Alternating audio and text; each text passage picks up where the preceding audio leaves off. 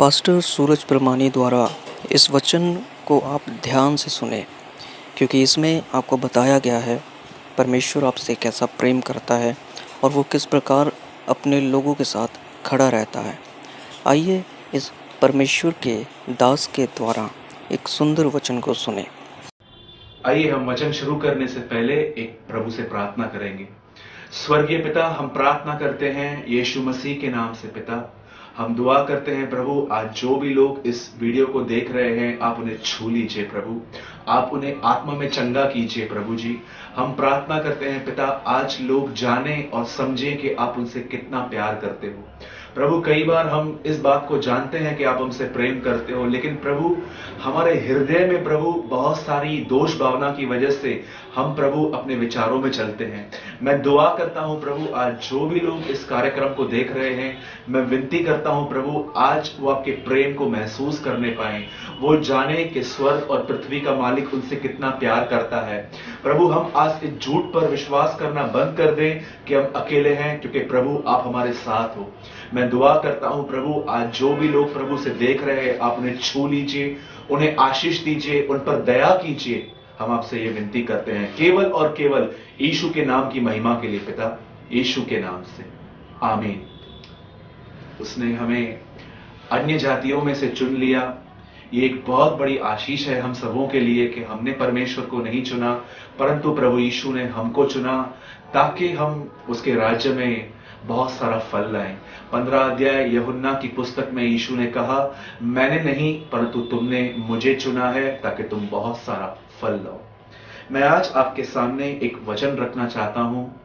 यह वचन शायद आप सबने पढ़ा होगा, लेकिन मैं आज इसमें से कुछ आपको समझाना चाहता हूं कि परमेश्वर का प्रेम क्या होता है। मैं सबसे पहले आपको कहना चाहता हूं कि आप में से जिस किसी के पास बाइबल है, आप खोलिए 1 यूहन्ना 3 अध्याय उसका पहला वचन। इस वचन में इस प्रकार लिखा गया है कि देखो पिता ने हमसे कैसा प्रेम किया कि हम परमेश्वर की संतान कहलाएं, और हम हैं भी। यूहन्ना एक परमेश्वर का दास है।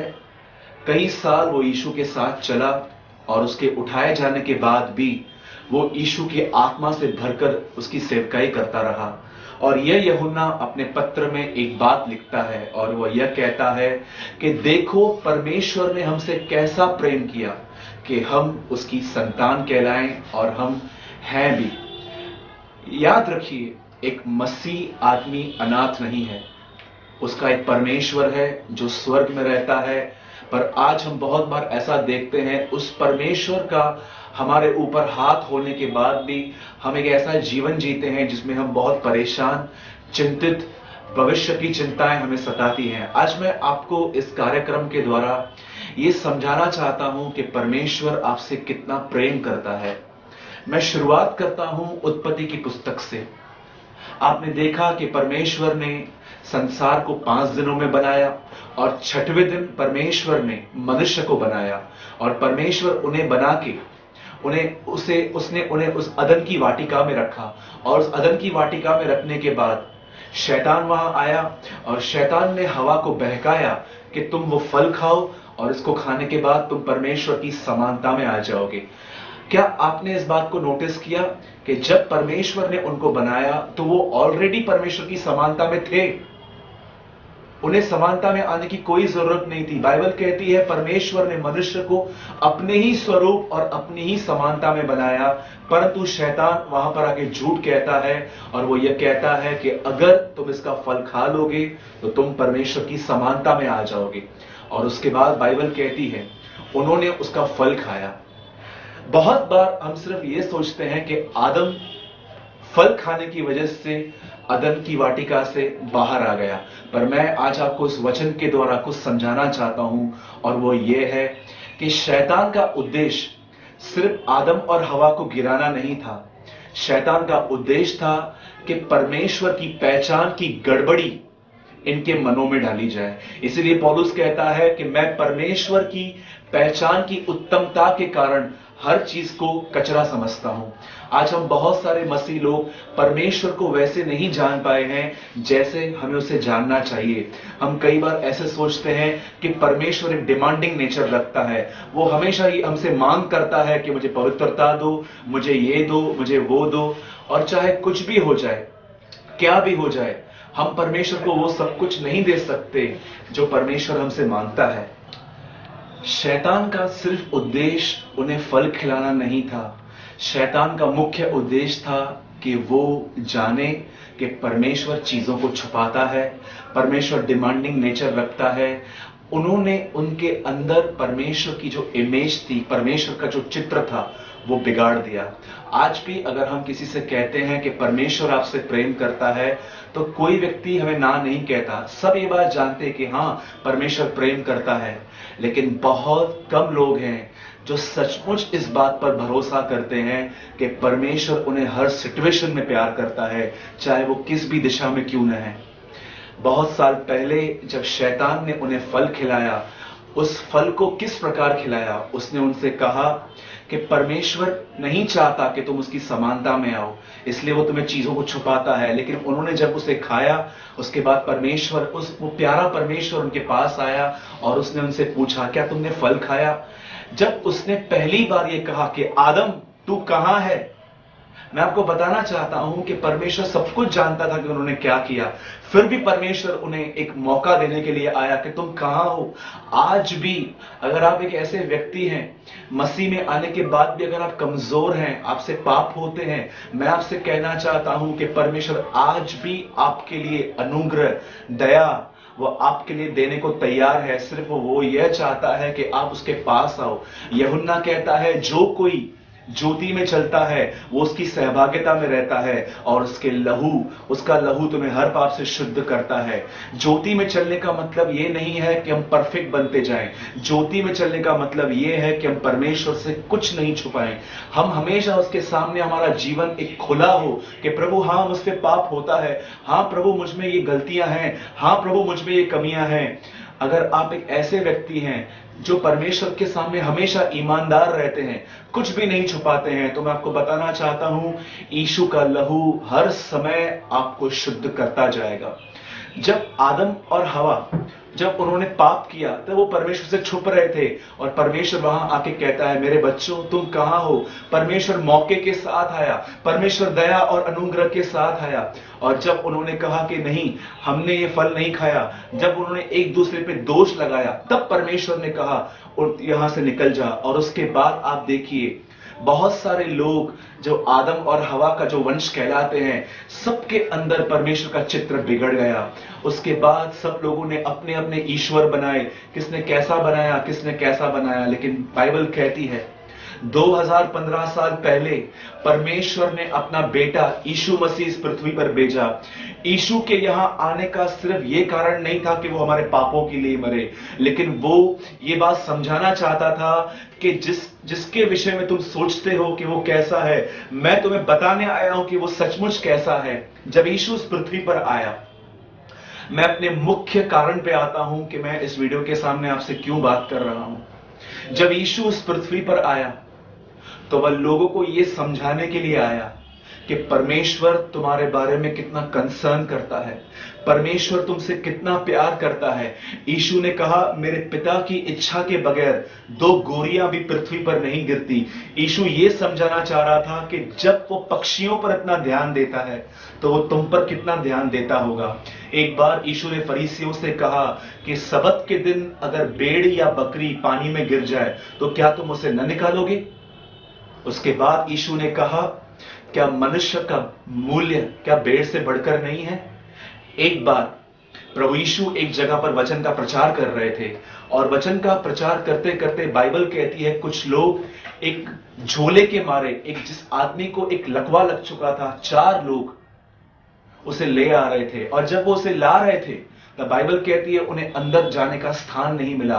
तब उन्होंने यीशु के ऊपर एक छत थी, उसे खोल दिया और वो ऊपर से उसको नीचे ले आए, उस मरीज को, और उन्होंने यीशु के सामने उसे रखा। जैसे यीशु ने उसको देखा, वहां पर बाइबल कहती है, यीशु ने कहा, हे मेरे पुत्र, तेरे पाप क्षमा हुए, अपनी खाट उठा और चल। इब्रानियों की पत्री में लिखा है, बाइबल कहती है, बगैर लहू बहाए पापों की क्षमा नहीं है। जब तक परमेश्वर के पुत्र का खून नहीं बहता, बाइबल कहती है किसी भी माफी नहीं है। पर आज मैं आपको एक रहस्य बताना चाहता हूं।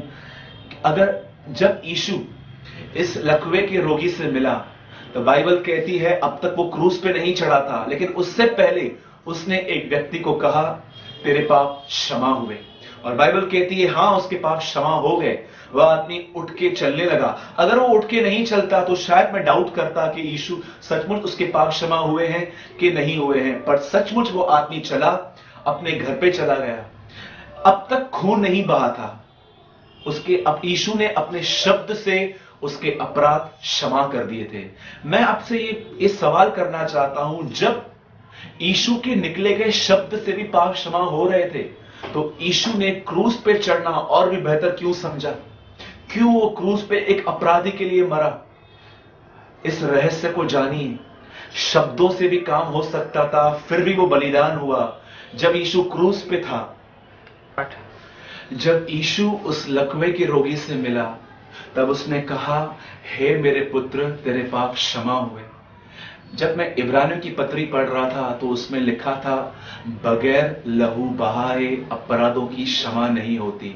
जब मैं इस वचन को इस पैसेज से कनेक्ट कर रहा था, तो मैंने प्रभु से एक सवाल पूछा, प्रभु, जब आपने इसके अपराध क्षमा किए, उस समय आपका खून नहीं बहा था, तब तक आप क्रूस पे नहीं चढ़े थे, आपने इसके पाप कैसे क्षमा किए? अगर शब्दों से भी काम हो रहा था, तो प्रभु, क्या आपका क्रूस पे चढ़ना जरूरी था? मैं आपको यह बात समझाना चाहता हूं कि क्यों प्रभु यीशु हम जैसे लोगों के लिए क्रूस पे मरा। हम सब अपने अंदर परमेश्वर की एक इमेज रखते हैं। किसी को लगता है कि परमेश्वर थोड़ी थोड़ी बात पे गुस्सा होता है, किसी को लगता है कि परमेश्वर हमेशा डिमांडिंग नेचर रखता है, कोई ये सोचता है कि अगर मैं पाप में गिरा हूं तो परमेश्वर अब कभी मुझे नहीं उठाएगा। कुछ लोग अपने आप को तुच्छ जानते हैं। हम जब भी उनसे बात करते हैं, हम उन्हें कहते हैं कि आप धर्मी हो, लेकिन उनके अंदर एक ही विश्वास रहता है कि मैं धर्मी नहीं हूं, परंतु मैं पापी हूं। जब यीशु उस आदमी को ये कहता है, हे मेरे पुत्र, तेरे पाप क्षमा हुए, उठ और चल। जब पाप शब्दों से माफ हो रहे थे, फिर भी वो क्रूस पे क्यों मरा? वो ये बात समझाना चाहता था हमें कि देखो, मैं अपने शब्द से भी तुम्हारे पापों को माफ कर सकता था, पर फिर भी मैं तुम्हारे लिए एक श्रापित मौत मरा, एक अपराधी की मौत मरा। जब मैं वहां पर था, मेरे पिता ने मुझे त्याग दिया, लोग मुझे सता रहे थे, मेरे बदन से खून बह रहा था और मेरा सब कुछ चला गया था। मैंने तुम्हें पाने के लिए अपने आप को दे दिया। जब शब्द भी माफ कर रहा था, उसके बाद भी वो एक अपराधी के नाई इसीलिए मरा, ताकि हमारे मन में परमेश्वर का एक नया चित्र आए कि वो हमसे कितना प्रेम करता है, वो हमारे बारे में कितना सोचता है, वो हमें कितना कंसर्न करता है। हो सकता है कि आप बहुत समय से बीमार हो। मैं आपको बताना चाहता हूं बीमारी क्यों आती है। हर बीमारी पाप की वजह से नहीं आती। बहुत सारी बीमारियां तब आती हैं जब आप अपने ऊपर दोष लगाते हो कि मैं घटिया इंसान हूं, मैं थर्ड क्लास इंसान हूं, मुझसे पाप हुआ है, मैं लायक नहीं हूं। बहुत सारे लोग कंडमनेशन की वजह से उन्होंने कलीसिया से आना बंद कर दिया है, क्योंकि उन्हें ऐसा लगता है कि मैं वचन पे चल नहीं पाता, तो मैं वचन सुनूं क्यों? मैं आपको आज इस वीडियो के माध्यम से कहना चाहता हूं, परमेश्वर आपसे प्रेम करता है, वो आपके अपराधों को माफ करना चाहता है, वो आपको फिर से उठाना चाहता है। बाइबल के अंदर ऐसे ऐसे लोग हैं, मूसा जिसने एक आदमी की हत्या की, उसके बाद भी परमेश्वर ने मिस्र से अपने बच्चों को छुड़ाने के लिए उसका इस्तेमाल किया। पतरस ने यीशु का 3 बार इनकार किया, उसके बाद भी बाइबल कहती है वो चेलों में से सबसे प्रथम गिना गया। पौलुस जो कलीसिया को सताता था, परमेश्वर ने उसे कलीसियाओं को बनाने के लिए इस्तेमाल किया। परमेश्वर बिगड़ी हुई चीजों को बनाने की सामर्थ्य रखता है। आज मैं आपसे एक बात कहना चाहता हूं, आप किस तरह परमेश्वर का प्रेम महसूस करते हैं? क्या आपको इस बात का अंदाजा है कि यीशु आपके अपराधों के लिए किस तरह मारा गया, किस तरह गाड़ा गया, किस तरह जी उठा? यीशु आपसे प्रेम करता है। आज यीशु आपको कहता है कि मेरे बच्चे, तुझे कोई अपने आप को कंडेम करने की जरूरत नहीं है। तुझे किसी भी बात की चिंता करने की जरूरत नहीं है। तुझे कभी अकेला फील करने की जरूरत नहीं है। मैं तेरे साथ हूं। मैं तुझसे प्यार करता हूं। मैं तेरी जरूरतों के बारे में पूरी तरह से जागृत हूं। तू सिर्फ एक कदम उठा, तू मेरे पास आ, तू मेरे करीब आ। बाइबल कहती है, ऐ बोझ से दबे हुए लोगों, मेरे पास आओ, मैं तुम्हें विश्राम दूंगा। यीशु ने भीड़ से कहा, मेरे पास आओ, मैं तुम्हें विश्राम दूंगा। आज बहुत सारे बोझ हम अपने सर पे लेके चल रहे हैं, जिसकी वजह से आज हम अपनी आत्मा में विश्राम महसूस नहीं करते। मैं आपसे कहना चाहता हूं, परमेश्वर आपसे प्रेम करता है। अपने सारे बोझ उस पर लाद दीजिए और सिर्फ इतना याद रखिए, आपके पाप शब्द से माफ हो सकते थे, पर फिर भी यीशु आपके लिए क्रूस पे मरा, सिर्फ ये बात प्रकट करने के लिए कि जैसा तू सोचता है मैं वैसा नहीं हूं, मैं तुझसे प्रेम करता हूं। तो आप सभी लोगों ने देखा परमेश्वर किस प्रकार अपने लोगों से प्रेम करता है और हमेशा उनके साथ खड़ा रहता है। परमेश्वर इसी तरह आपके साथ भी खड़ा रहे और आपके हृदय में भी परमेश्वर के लिए प्रेम बना रहे। प्रभु आप सभी को इस वचन से आशीष दे। आमीन।